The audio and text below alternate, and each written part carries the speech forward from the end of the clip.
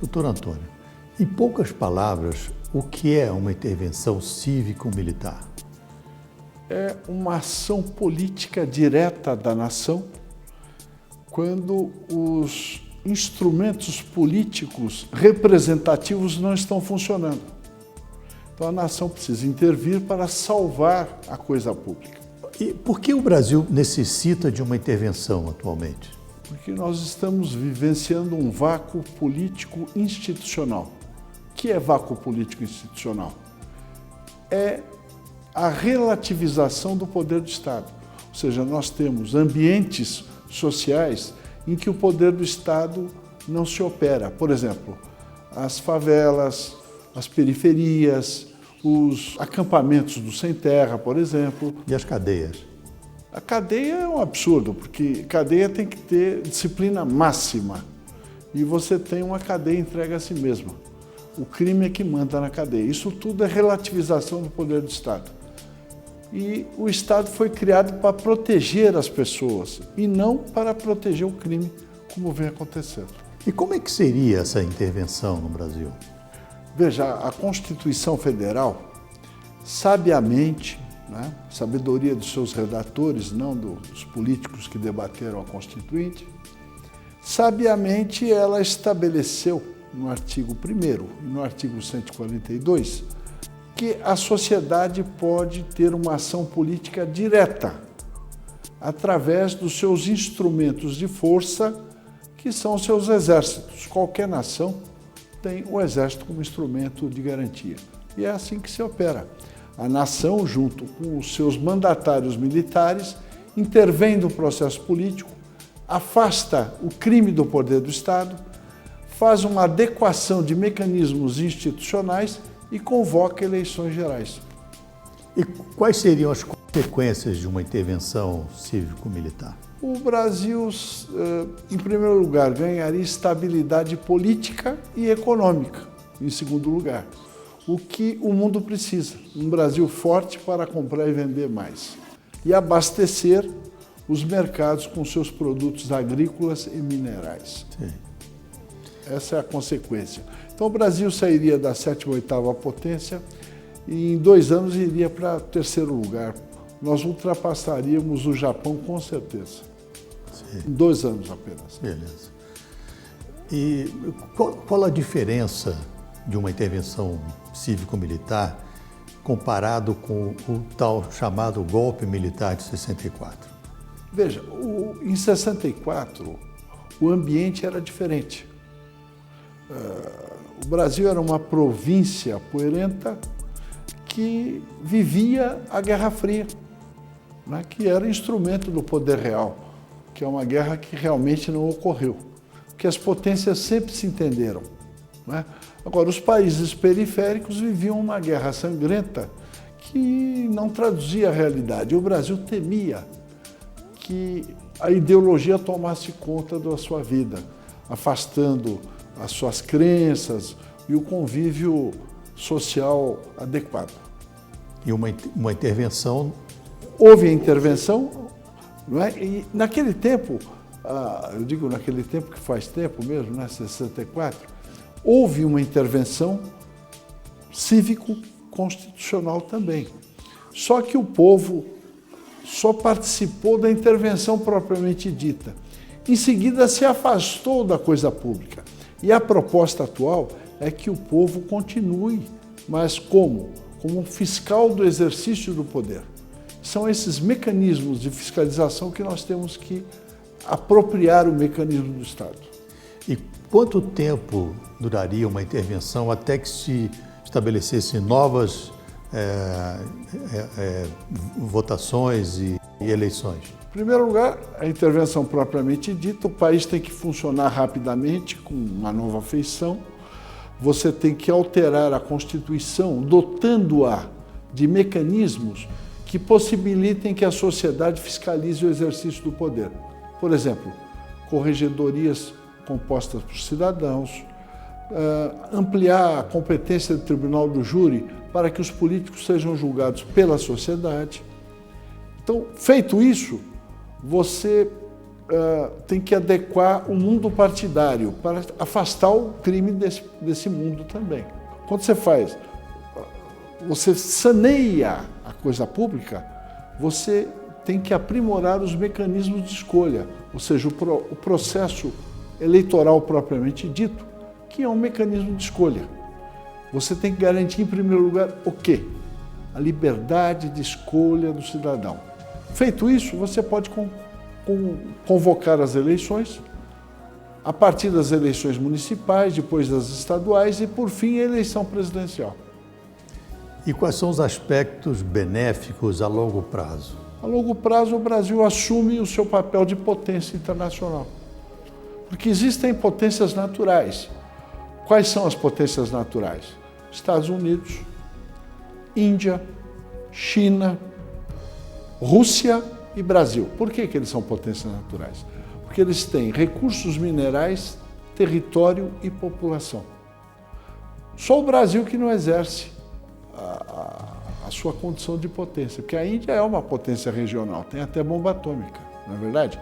Agora, o Brasil, a China também exerce, apesar de ultra populosa, ela exerce o seu poder também. O Brasil não, a única potência natural é o Brasil e não exerce o seu poder. Então, vamos abordar um aspecto internacional. A gente, nas reuniões, se fala muito sobre o controlador. Para nós, que já lidamos com esse assunto, já está mais claro, mas para que as nossas plateias, os nossos ouvintes entendessem melhor, o que é o controlador? Bom, veja, todo mundo tem a impressão que o que nos cerca, o mundo existente, é de geração espontânea. Não é. Tudo o que existe foi construído por alguém antes de nós. Então, sempre existiu uma ordem mundial que estabelecia o funcionamento dos países, do mundo, as relações comerciais, não é? A segurança das pessoas. E toda ordem pressupõe comando. Então, sempre existiu um comando das potências mundiais. O Império Romano tinha seu controle sobre as províncias e o Império Britânico continua tendo. Eu digo Império Britânico, soa algo meio antigo, mas não é. O Império Britânico continua exercendo o seu poder plenamente. Ele só deixou de ser colonizador direto. Ele exerce o poder sobre a técnica de governo indireto. Quem manda no mundo são as monarquias europeias no poder. O controlador financeiro, o controller financeiro das potências monárquicas europeias é o Banco Rothschild & Sons, que controla a economia e a política mundiais através do sistema financeiro internacional. Ele verticaliza a produção de minérios, por exemplo. A General Electric ela não vende turbina, ela vende minério com valor agregado na turbina, que são milhares de vezes o valor do minério. Então, é um sistema verticalizado que garante o poder das monarquias europeias. E isso tem um efeito deletério no Brasil? Sim, não, é deletério no mundo. Só para exemplificar, o Fed, que é o Banco Central americano, não é um organismo estatal, é um banco, é um pool de bancos coordenados pelo Rothschild & Sons. Quer dizer, até o meio circulante do dólar é controlado pelo Banco Rothschild. E no Brasil, quem são os seguidores do... A classe política, porque você tem o controlador, os agentes conscientes e os idiotas que acham que sabem alguma coisa, que são os agentes inconscientes, aquele tipo, eu sou da paz, sou pelo desarmamento e o problema indígena. Então, a classe política são os agentes conscientes do controlador. Eles são os gerentes das determinações internacionais que submetem o Brasil à escravidão. Certo. Todos os políticos. Todos. Todos. Na sua opinião, quando o presidente Trump assumir, e caso haja uma intervenção cívico-militar aqui, qual que você acha que seria a posição dele em relação a isso? Veja, o mundo precisa de um Brasil estável política e economicamente. Por quê? Porque se você aumentar a renda através de uma estabilidade política e econômica, você aumenta o comércio internacional 5 vezes. Isso vai garantir estabilidade política e econômica na Europa, nos Estados Unidos e garantir a segurança alimentar da Ásia. Então, só o Brasil é que pode fazer isso, porque um Brasil estável, ele puxa para o mercado de consumo 400 milhões de latino-americanos, que é um mercado considerável, que tem a vantagem de não pressionar as fontes produtivas de alimentos, que aqui nós produzimos alimentos, e commodities minerais, porque nós produzimos as commodities. Então não vai haver uma pressão sobre o preço das commodities. Agora, o Trump foi uma reação do povo americano contra o controlador. Por quê? Porque o Fed manda nas finanças americanas. E quem manda no Fed é o controlador. Então, nessa medida, os Estados Unidos, quando elegeram o Trump, eles estão procurando a autodeterminação. Lá foi possível pelo processo de escolha eleitoral, porque o processo é adequado. Agora, o nosso processo de escolha, nosso mecanismo de escolha eleitoral é inadequado, é só para o crime ganhar. Então, é impossível você autodeterminar o Brasil através do processo político partidário. É por isso que nós temos que intervir nesse processo e garantir que o Brasil seja uma potência a curto prazo. Eu sei que o assunto nióbio é muito extenso, mas se a gente fizesse um resumo do qual seria a vantagem de uma intervenção militar na questão do nióbio? Bom, o nióbio é um dos principais minérios do mundo moderno, não é verdade?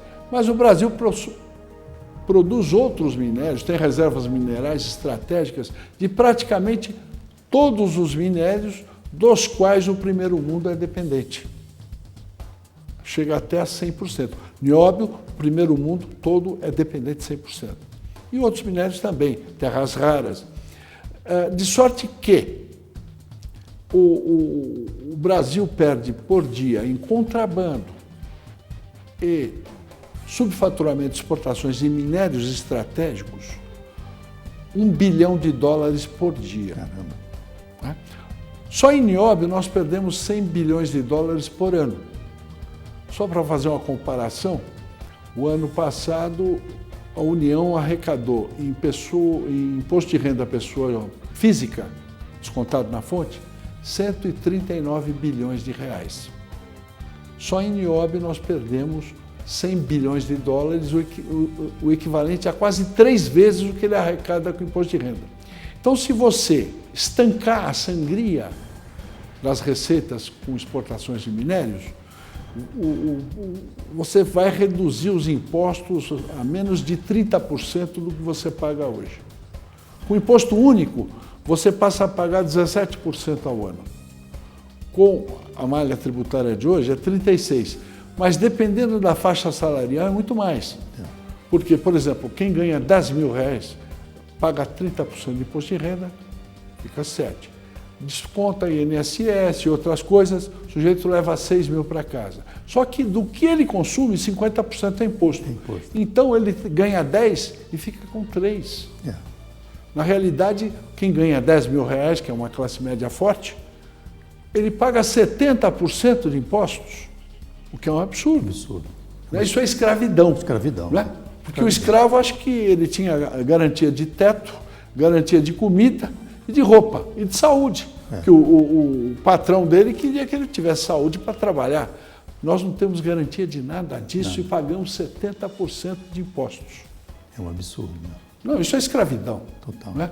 Você trabalhar à custa de comida é escravidão. Né? Eles falam tanto de escravidão do homem pelo homem. No Brasil, o governo escraviza o povo. Como é que é? Nós temos que estender a lei áurea para o terceiro milênio. Com certeza. Eu espero que, com suas palavras, o seu pensamento, a gente possa mobilizar cada vez mais pessoas e que, conscientemente, saibam o que é uma intervenção cívico-militar para o bem do Brasil e não para uma casta. Eu não diria que seria cívico-militar, porque o setor militar é mero instrumento da sociedade. Então, a intervenção é da sociedade. Certo. O Império Romano já tinha isso. Agora, eu quero ressaltar o seguinte, que Eu simplesmente estou descrevendo fatos. Eu não estou inventando nada, nem dando uma nova receita. São fatos que eu descrevo, análise dos fatos, né? Eu procuro esclarecer para colaborar com a população e com o Brasil, né? É uma ação cívica. Tá bom. Agradeço muito. Obrigado eu pela atenção. Um abraço. Um abraço.